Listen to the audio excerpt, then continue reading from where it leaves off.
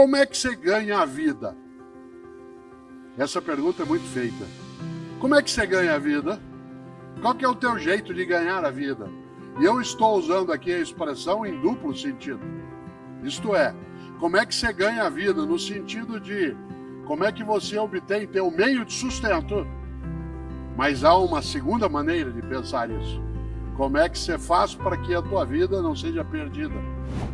Eu gosto mesmo de lembrar o quanto que é impactante algo que está num dos evangelhos. Para uma pessoa aqui, entre nós que tem algum acesso à Bíblia dos cristãos, já deve ter notado, os cristãos têm 4 relatos oficiais sobre a vida de Jesus de Nazaré, que são chamados de evangelhos. Os evangelhos canônicos são 4 deles, 3 deles são sinóticos, isto é, eles contam uma história paralela, que é o evangelho de Mateus e Lucas, e de Marcos, e um não é sinótico, que é o evangelho de João. Mas no evangelho de Marcos tem uma expressão, e tanto faz se você tem religião ou não, porque essa é uma escolha tua, tanto faz se é cristão ou cristã, essa é uma escolha tua, você pode ter ou não ter, mas há algumas formas de aconselhamento que nos servem. No evangelho de Marcos, há ali o registro de uma fala que ele atribui, claro, a Jesus de Nazaré, está ali no capítulo 8, em que Marcos escreveu uma das frases que mais me perturba, no bom sentido. Que há coisas que nos perturbam no mau sentido. Há coisas que nos perturbam e nos fazem ficar chateados, tristes. E há algumas coisas que nos perturbam fazendo com que a gente pense, reflita, medite. E ali no Evangelho de Marcos, no capítulo 8, ele escreveu, citando, segundo ele, Jesus: de nada adianta a uma pessoa ganhar o mundo se ela perder sua alma. Aliás, o texto original é: de nada adianta a um homem ganhar o mundo se ele perder sua alma. Em outras palavras, de nada adianta você ter tudo se a tua identidade, tua autenticidade, teu propósito, isto é, tua verdade, ela vai por terra, ela desaba, ela é esmagada. Essa frase vale pensar, porque essa frase nos coloca um impositivo, nos coloca algo que a gente chama em filosofia de imperativo, que é nós entendermos que o propósito, sendo benéfico, sendo algo legítimo, sendo decente naquilo que fazemos, ele nos dá vida em vez de tirá-la ou diminuí-la. De nada adianta uma pessoa ganhar o mundo se ela perder sua alma. Isto é, se ela for devorada por aquilo que pode ser a ganância, pode ser o egoísmo, pode ser a arrogância, pode ser o desvario.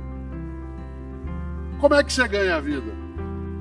Há pessoas que ganham a vida cuidando de vida. Há pessoas que ganham a vida encantando a vida.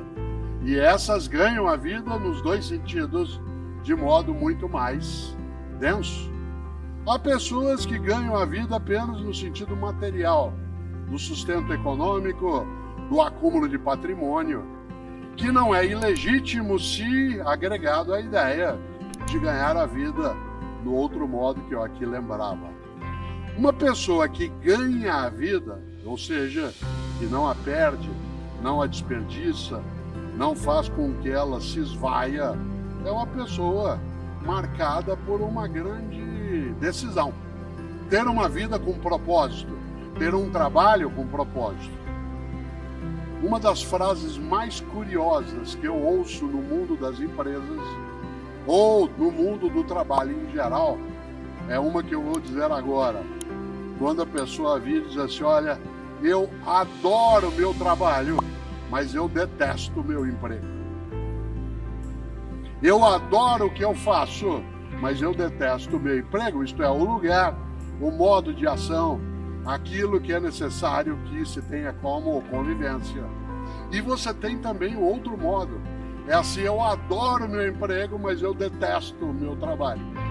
Ou seja, gosto de ali estar, gosto daquela convivência, mas aquilo que faço não me realiza. Uma das coisas mais bonitas, e eu gosto de fazer isso, há um livro que dá título a esta reflexão, chamado Por que Fazemos o que Fazemos? E nesse livro, Por que Fazemos o que Fazemos, a primeira frase que nele está, isto é, o que nós chamamos de epígrafe do livro, é uma frase de um poeta gaúcho que eu tenho uma admiração imensa, que é Mário Quintana. Mário Quintana tem várias coisas maravilhosas. Uma delas, eu sempre que posso trago à tona, aliás, duas delas. O que é que escreveu Mário Quintana? Guarde essa frase, porque ela vai servir para algumas coisas na vida, quando as pessoas, vez ou outra, em vez de serem colaborativas contigo, buscam ser demolitivas. E ele escreveu, é uma trova, ele diz: todos esses que aí estão, atravancando o meu caminho, eles passarão, eu passarinho. Olha que coisa genial. Todos esses que aí estão, atravancando o meu caminho, eles passarão, eu passarinho. Parece frase de para-choque de caminhão no Paraná. E eu sempre penso isso em relação a algumas coisas na vida, e algumas pessoas têm para-choque de caminhão que é assim: na subida você me aperta, na descida nós acerta. Na subida você me aperta, na descida nós acerta. Olha que coisa boa. Mário Quintana tem uma outra trova que quase eu a disse, porque ela aparece como epígrafe do livro, né, que eu mencionei, o Por que Fazemos o que Fazemos. E essa trova diz: um dia pronto, me acabo, seja o que tem de ser, morrer que me importa, o diabo é deixar de viver. Olha que inteligência. Um dia pronto, me acabo, seja o que tem de ser, morrer que me importa, o diabo, o horror é deixar de viver. E deixar de viver não é apenas perecer o corpo. Deixar de viver é morrer tua dignidade, tua esperança, teu desejo, teu afeto, tua amizade. É ter uma vida a qual falta graça.